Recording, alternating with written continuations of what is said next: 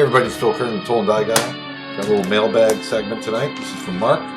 And Mark's a tool and die maker, and he wants to know a little bit about running a shop and the politics of being involved with employees and things like that. What's he say here? It's all very well to have great skills in on machinery, but if it doesn't make any money, it's all for naught. And I'd be interested in some of the politics of running a shop and dealing with problem customers and problem workers. You talked a little bit about this once when you dealt with the issue of mistakes, and that was a very well-received video, and that was a good one. I know that was a lot of good advice in that video about owning up to your mistakes and how to handle them. But the flip side of this is dealing with people under your command. Well, let's talk about that.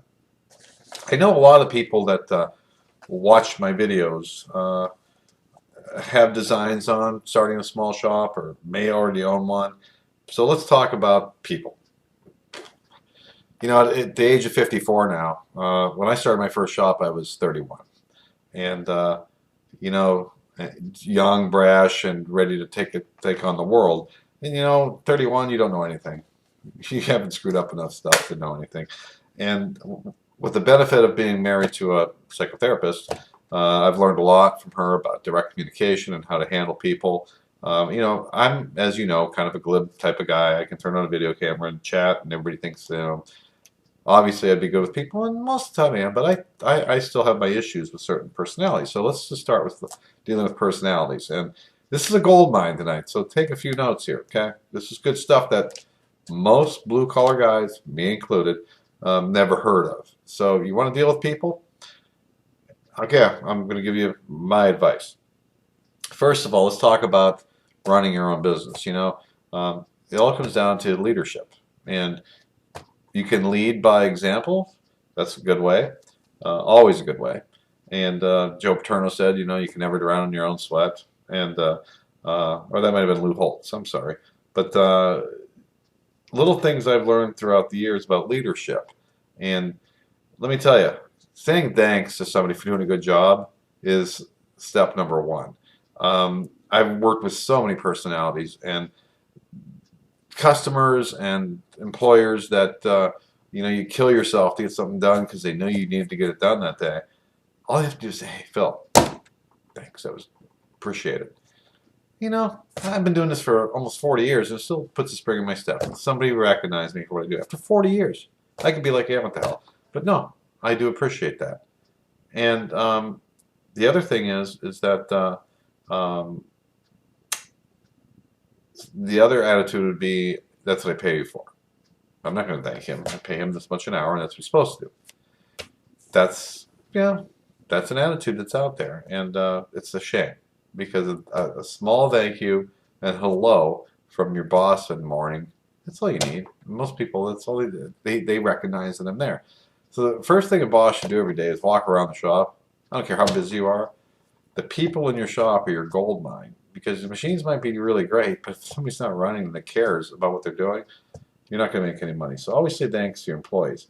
You know, ruling by fear. Definitely been around those guys. And ruling by fear, the problem with ruling by fear is you have to do it every day.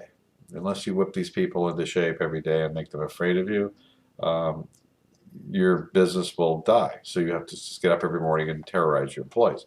Been with those guys. That's a miserable work experience. Everybody's afraid of them because they know the boss is such a manipulator and such a tyrant that they're so afraid to screw up. I work so much better when I know I'm free to make mistakes. Okay? And because they know I'm giving it 1,000%, and mistakes do happen when you're flying fast. Okay? So that's a big one. You know, don't rule by fear. The big thing is, too, no sarcasm. I learned that early on in my career. I used to be a little sarcastic bastard. Thought it was very funny, and everybody laughed. Well, the real reason they were laughing at my sarcasm was because I they knew if they laughed, I might not unleash that on them. So don't be sarcastic. I learned that lesson very early on in my career when I teased an older employee who wasn't that old. He's my age now. And they said something about, hey, you old guys know all this stuff. The guy didn't talk to me for 3 weeks. I couldn't figure out why. And I said, hey, are we okay? You know, like after a month, he's like, oh, yeah, you know us old guys, we just don't say much. Lesson learned. No sarcasm. The other thing you have to when you run a shop, yeah, no buddies. Can't be best friends with your employees. Okay, just can't bring the hammer down when you just had dinner and drinks with somebody last night. So it's hard. You like some people, and you can reward them in other ways, but setting those boundaries when you're running a shop is so important. So what I want to do right now is run down some personality types, and these are really important for you to know because if you're working right now or you're dealing with clients or employees, um, there's 4 types of personalities, and the first one is director. Director is my way or the highway, and that's usually going to be either your boss or your clients, and they're very direct. You will have this part done at 5 o'clock, or you will be fired. There's a lot of you know those guys. The logical personality is a thinker, and the logical won't make a move unless he understands the process in detail. My experience is I like semi-logicals. I'm a semi-logical, but you don't make any money off logicals because they're still trying to figure out why one part of their setup is 2 thousandths low, and I've already stuck a shim under it and got 15 parts out the door, and they're still trying to figure out the temperature of the ball screw on that side that they have to know. And if, once you know somebody's illogical, you can learn to deal with them and kind of ingratiate yourself. Say, listen, Sam, I know you need to know this. I know it's important to you but you think you could just shim up that end. Once at least they understand that you know what that you get what they're trying to accomplish, they'll be fine. Socializers just want to have fun. And once you realize that and ingratiate that side of their personality, that's all they want to do. They want to have a little fun at work. They want to do the after hours stuff. They want to do the march of dimes walk. They want to plan that stuff. They like to be around people. And then the relator. The relator just wants to be your friend. And they can't work. Now, I'm a relator. I work much better when I know my boss and I have some sort of personal relationship that at least acknowledges me and says, hey, Phil, good morning. Have a nice night. Have a great weekend. I don't need much, but I'd like to know that the person I'm working for notices me. Okay? And you can go a long way with Phil Kerner by just saying good morning to him. It makes me comfortable where I work. That's just me. That's my personality. I'm not illogical. Semi-logical, because I'm a tool die maker. You got to be. Last thing I want to touch on is abuse. I've been around some abusive people in this industry. God, I have seen the worst amount of abuse in this trade of bosses screaming, just abusing employees, mostly in the plastics industry. I've never really seen a tool shop owner. I have. Just belittle people, and it's mentally ill. It's just like, how these people, they're like millionaires. It's like screaming, and those days are gone. You can't do that to the people anymore. You've got to learn how to handle people. So, to get into leadership is all about, I'm sorry, it's just dealing with people. Okay, and the final tip I'll give you about dealing with people, there's a word in the personal growth industry. I've done a little bit of that. It's called boundaries. And you have to set your boundaries with people. My wife calls it Q-tip. Quit taking it personally. When an employee comes in and screams at you and says, our health insurance sucks, or I need more money, don't take it personally. On the other hand, if you're on the other end of that, you're the employee and somebody's screaming at you, you don't need the abuse. Abuse is just never right. Nobody needs to be screamed at, especially a good employee. I don't get that. It's just so belittling and so beneath human dignity to scream at somebody. Would we be slaves? Really? I could never scream at anybody. I just couldn't, no matter how mad I was. So if I had to do it all over again, with the benefit of hindsight, I would surely make sure I knew about the personality types, and I would set my boundaries. And my boundaries would be that employee A, B, C, D. Different personality styles, but here's your deal. Here's your rate. Here's what you're going to get paid to do, and you didn't do it.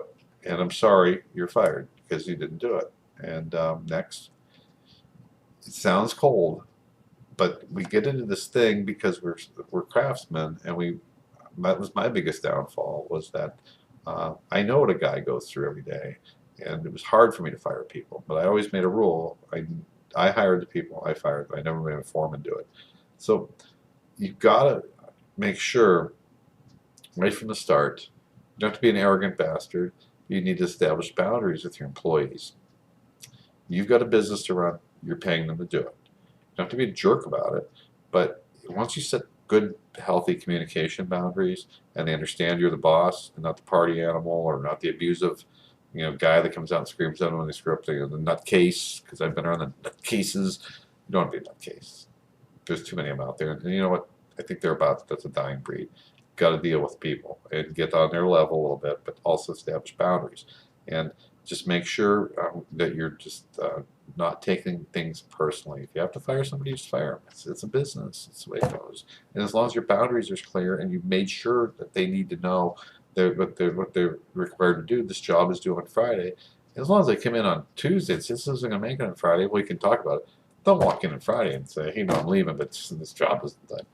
You know what? That's you have to make a decision as a boss. This might be a great employee, but you didn't give any forewarning.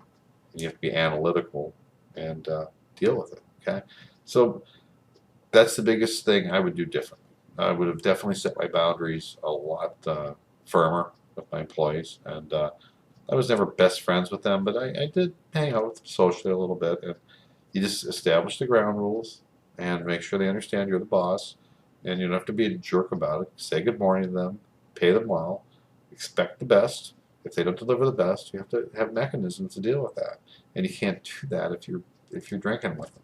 Okay, so learning to lead is really about dealing with people and setting direct boundaries on what you expect from them.